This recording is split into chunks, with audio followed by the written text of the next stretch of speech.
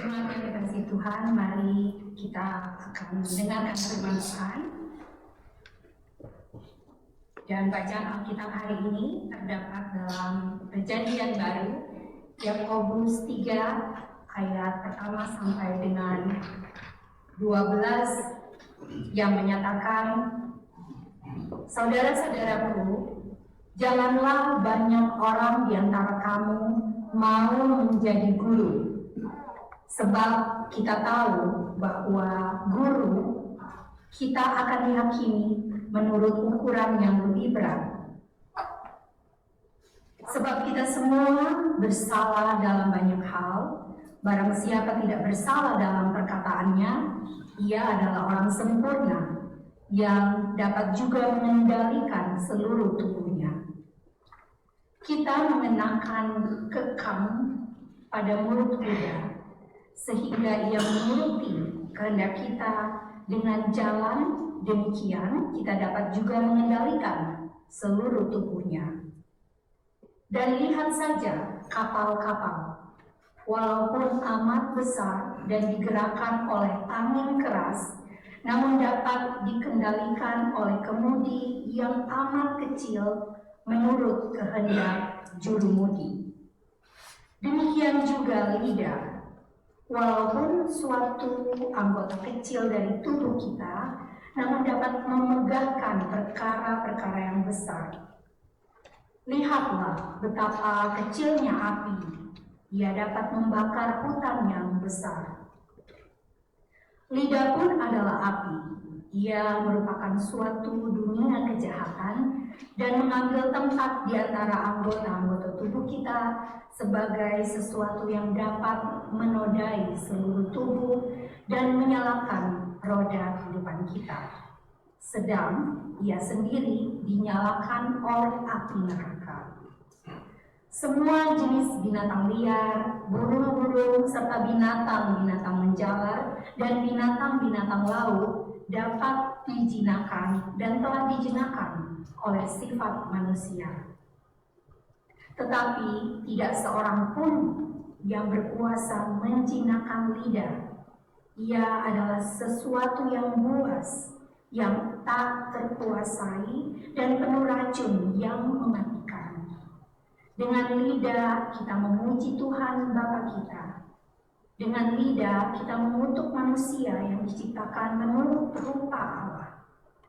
Dari mulut yang satu keluar berkat dan kutuk. Hal ini, saudara-saudaraku, tidak boleh demikian terjadi. Adakah sumber memancarkan air tawar dan air pahit dari mata air yang sama? Saudara-saudaraku, adakah pohon ara dapat menghasilkan buah zaitun, dan adakah pokok anggur dapat menghasilkan buah ara? Demikian juga mata air asin tidak dapat mengeluarkan air tawar. Demikianlah pembacaan Alkitab. Berbahagialah orang-orang yang memegang peringatan-peringatannya, yang mencari Dia dengan segenap hati, yang juga tidak melakukan kejahatan, tetapi berjalan menurut jalan-jalan yang ditunjukkannya. Haleluya.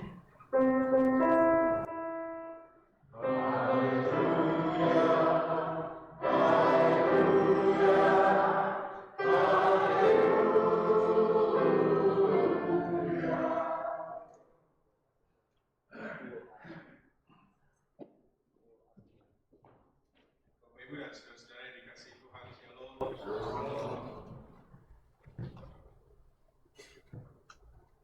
Ada lagu yang terkenal bilang, memang lidah tidak betul, nggak ada tulangnya, jadi lemas banget.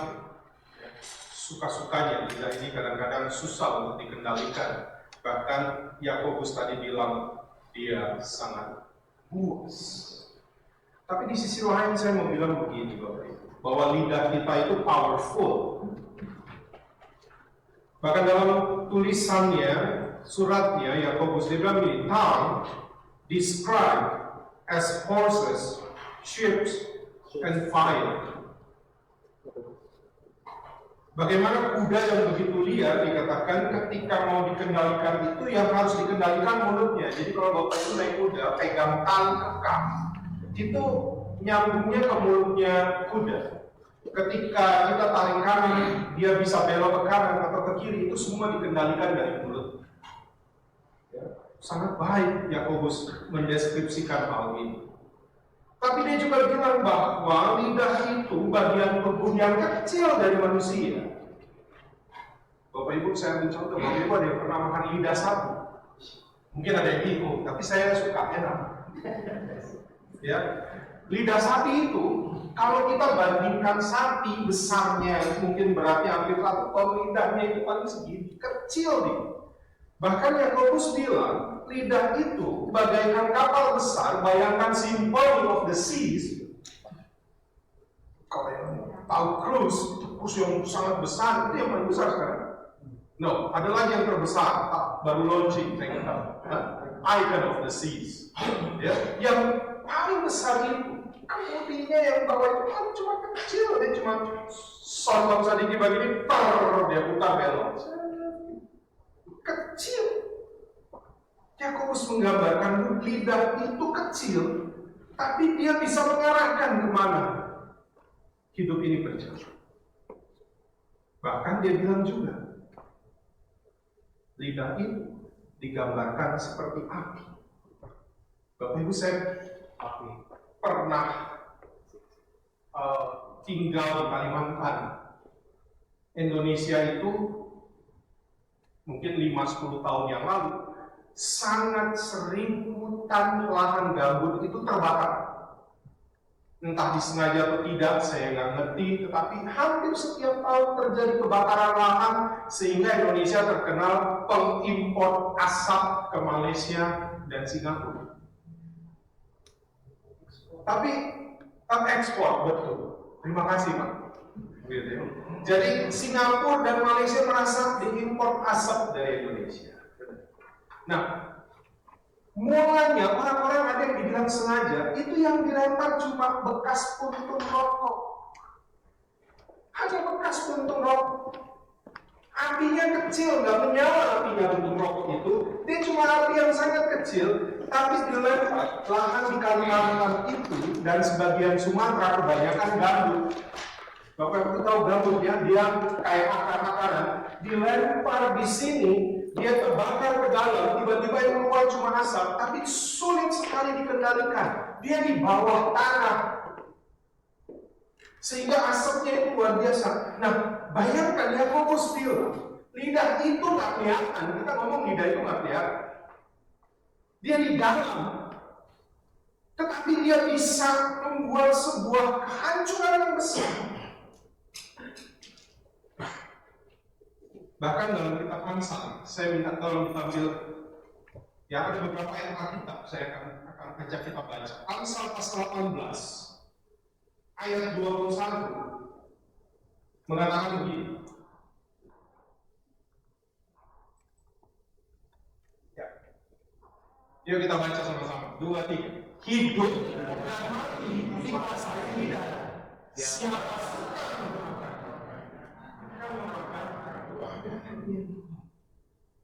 lidah punya kuasa untuk menyelamatkan hidup atau merusak kehidupan. Dan orang harus menanggung akibat dari ucapannya. Makanya kita sering dengar, mulutmu adalah.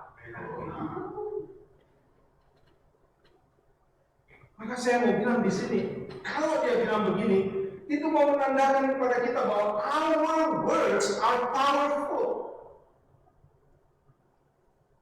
Bahkan kalau konteks kita sekarang bukan cuma lidah, jempol juga demikian. Dalam sosial media, Bapak Ibu kalau buka Facebook, Instagram, lihat story orang, TikTok, apapun itu, ada banyak pesan yang sangat powerful bagi orang yang baca atau orang yang lihat. Itu bisa membuat orang senang, bisa membuat orang marah, bisa membuat orang terluka, bisa membuat orang tersinggung sehingga punya dendam. Kata-kata itu bisa menghancurkan atau membangun semangat orang lain. Nah, saya mau ajak kita melihat sebuah video pendek dari sebuah eksperimen. Eksperimen ini dilakukan oleh seorang doktor PhD di Jepang. Ya, Bapak Ibu lihat, ini sangat menarik. Nanti mau ditampilkan. Ya, ada 3 gelas diisi beras dan air dengan sendiri. They placed rice into 3 glass beakers and covered it with water.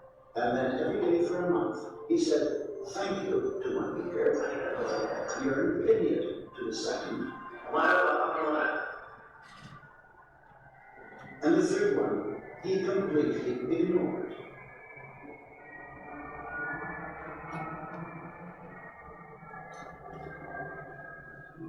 After 1 month, the rice that had been thanked began to ferment, giving off a strong, pleasant aroma.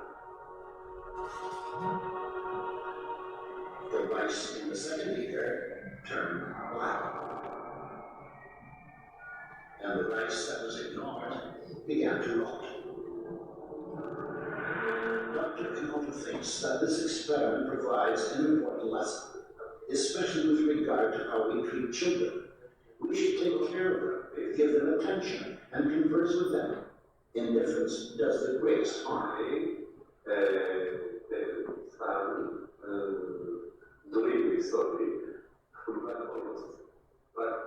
Ya, sedikit saja. Menarik sekali. Dia membuat eksperimen gelas kimia diisi beras dan air. 3 gelas. Yang satu setiap hari selama 1 bulan, 30 hari. Dia selalu menghadap di gelas itu dan bilang, "Arigato gozaimasu." Yang satu dia bilang, "Memang idiot, goblok, bego." Setiap hari. Dan gelas yang satu dia cuekin, nggak pernah dia ajak ngomong apa. Dan dia, Bapak itu lihat hasilnya, bahwa setelah 30 hari beras itu yang difermentasi itu jadi bagus ketika tiap hari dibilang thank you. Tapi yang dibilang idiot, bodoh, itu setelah 30 hari ini jadi hitam. Dan yang dicuekin, yang nggak pernah digubris, nggak pernah dikasih waktu untuk disapa, itu jadi busuk. Ini bukan sesuatu yang dibuat-buat, tapi ini nyata. Bahwa dari eksperimen itu, beras aja ngerti apa yang dikatakan orang, apalagi sesama manusia. Betapa kuatnya pengaruh setiap perkataan itu. Maka Yakobus mau mengingatkan kita bahwa iman kita itu ditunjukkan oleh kata-kata kita. Mari perhatikan, kita lihat Yakobus 3 ayat mulai dari ayat yang ke-7 yang tadi menjadi bacaan kita. Yang Bapak Ibu lihat ini digambarkan dengan baik. Dia bilang ini, semua jenis binatang liar, apapun itu, burung, binatang menjalar, binatang laut, dapat dijinakkan. Dan siapa yang menjinakkan? Manusia. Tapi dia bilang ayat berikut, tetapi tidak seorang pun berkuasa menjinakkan lidah. Ia adalah sesuatu yang buas, dia bilang, dia buas, tidak terkuasai, penuh racun. Apalagi kalau sudah mulai begini, harus lihat.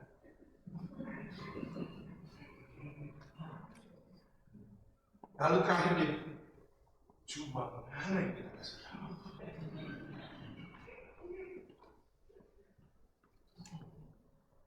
Padahal sebelumnya dia sok antang, sok gigit di bibir. Mari begitu lihat orang,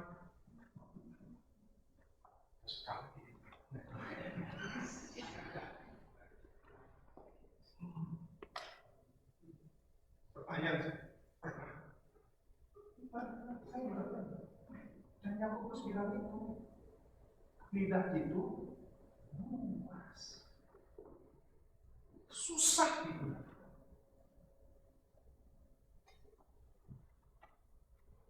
Lanjut ayat berikut.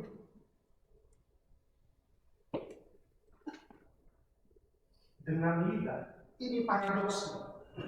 Dengan lidah, cuma satu lidah kita di tubuh kita. Dengan lidah kita memuji Tuhan Bapa kita. Tapi dengan lidah yang sama, kita mengutuk manusia yang diciptakan menurut rupa Allah. Lanjut dia bilang apa lagi? Dari mulut yang satu, cuma satu mulut, keluar berkat dan kutuk. Dan dia bilang hal ini saudara-saudaraku nggak boleh terjadi.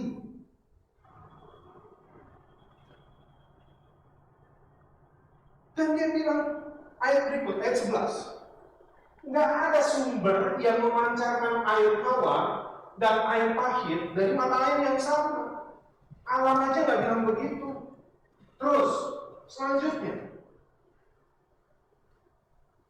Nggak ada pohon ara, buahnya zaitun. Atau pohon anggur, buahnya buah ara. Atau mata air asin yang kasih keluar air tawar. Cuma duri yang ngomong. Tapi lihatlah apa yang terjadi. Buah semangka cuma lagu, kasihan. Kalau dalam dunia nyata nggak pernah ada. Tapi anehnya mulut manusia begitu.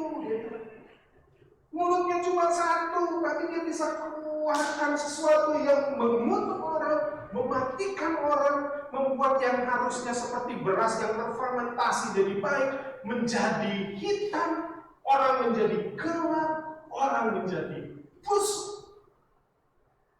Karena perkataan. Yakobus menyampaikan ini untuk menunjukkan kepada kita indikator hati kita ini masalahnya. Apa yang keluar dari mulut itu berasal dari hati. Our words reveal the condition of our hearts. Dan Yesus mengatakan hal ini.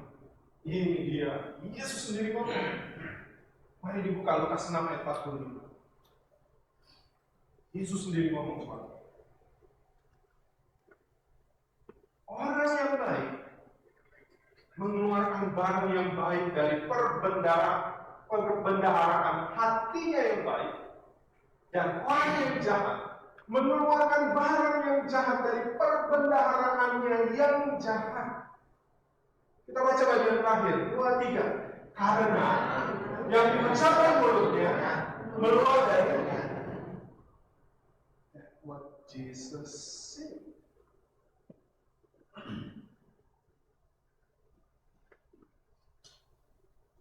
Perkataan itu berasal dari hati. Dan hal itu menunjukkan identitas kita tentang bagaimana iman kita. Maka hari ini ketika kita baca Yakobus 3, ada hal yang harus kita lakukan. Kita mesti cek tentang kata-kata kita. Karena because our words reveal our faith. Mari cek buah roh. Buah roh pertama mengatakan apa?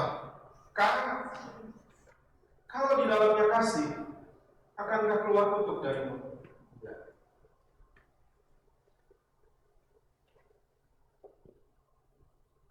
Sukacita. Kalau di dalamnya hati penuh dengan sukacita, akankah kata-kata yang pahit yang akan keluar?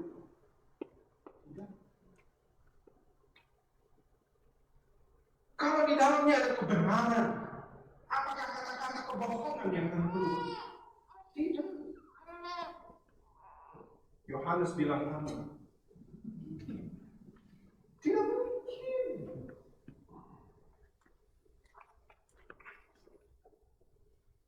Jika di dalam kita ada kesabaran, di dalam ini sabar, akankah kata-kata yang marah dan tidak terkendali itu keluar? Tidak. Kalau di dalam ini ada kebaikan, ada kemurahan, ada kelemah lembutan, kata-kata apa yang harusnya keluar? Itu yang harus kita cek sekarang. Ketika Yakobus mengatakan lidah kita itu buas, bahkan manusia bisa mengendalikan binatang yang buas, tapi manusia tak bisa mengendalikan lidahnya. Berarti dengan demikian, yang bisa mengendalikan ini siapa? Yang bisa bantu kita siapa? Tuhan. Kita nggak bisa bikin ini sendiri.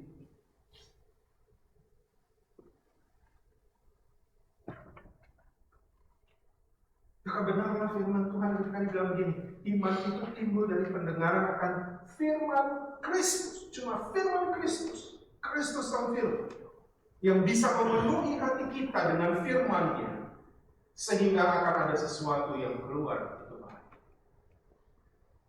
Dan ini yang dikatakan Rasul Paulus. Dan ini menjadi pesan bagi saya mau katakan kepada kita, ini pesan penting. Efesus 4 ayat 29, kalau dimaksud. Ini pesan yang sangat penting. Dia katakan begini, saya baca pelan-pelan, Bapak Ibu perhatikan baik-baik. Janganlah ada perkataan kotor yang keluar dari mulutmu, tetapi pakailah setiap perkataan itu, perkataan yang baik untuk membangun, di mana perlu. Ini yang susah kita. Ya. Perlu nggak perlu kita semua. Dan dia kata, ini dia. Bagian akhirnya paling penting. Kita baca sama-sama. 2, 3. Supaya mereka panggilan kita adalah setiap perkataan yang kita keluarkan itu membuat orang yang dengarnya mendapat kasih karunia. Karena kita sudah menerima kasih karunia Tuhan dan kita terus diisi oleh firman, hati ini dikuduskan, hati ini dibersihkan. Maka dari hati ini akan keluar perkataan, dan perkataan itu harusnya adalah setiap orang yang mendengar itu memperoleh kasih karunia.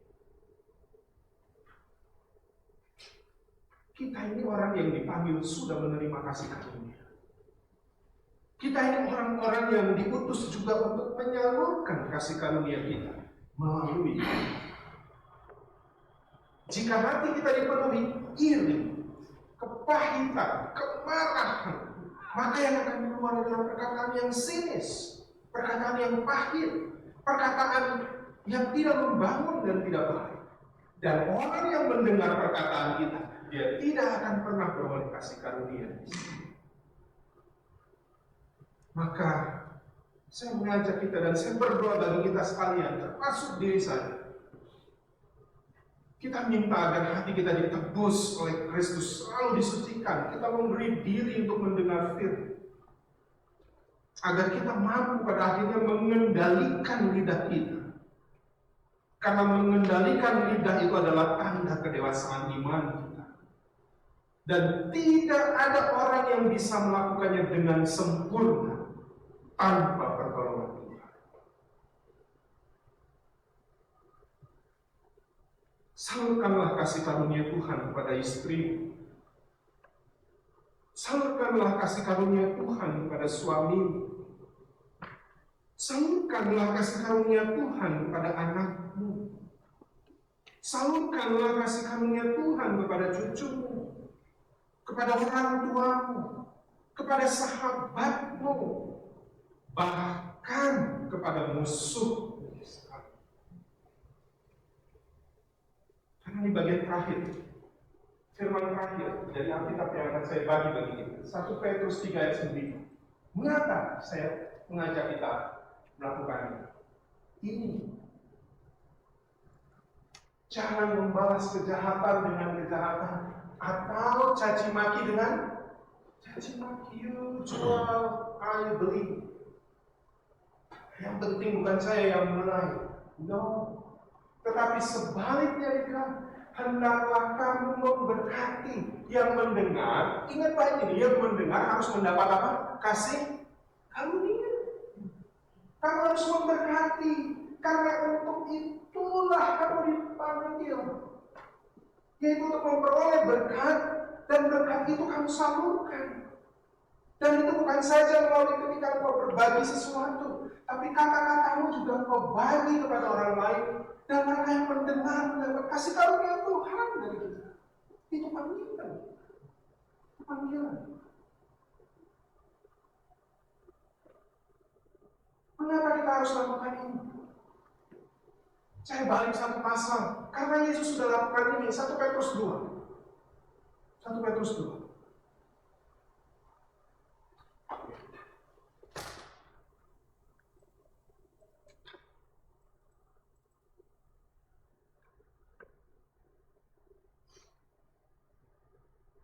Satu Petrus 2 ayatnya yang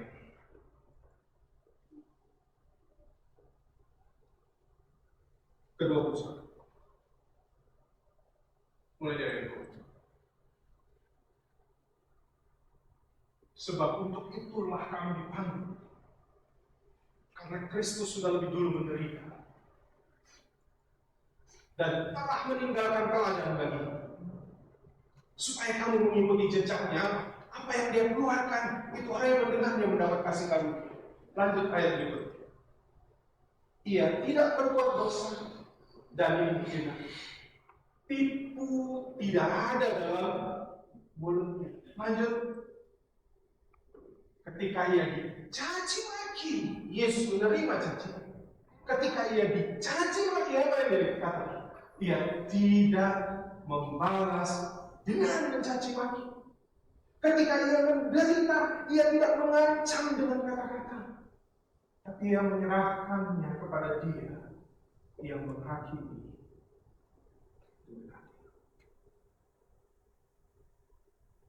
Kita belajar sesuatu.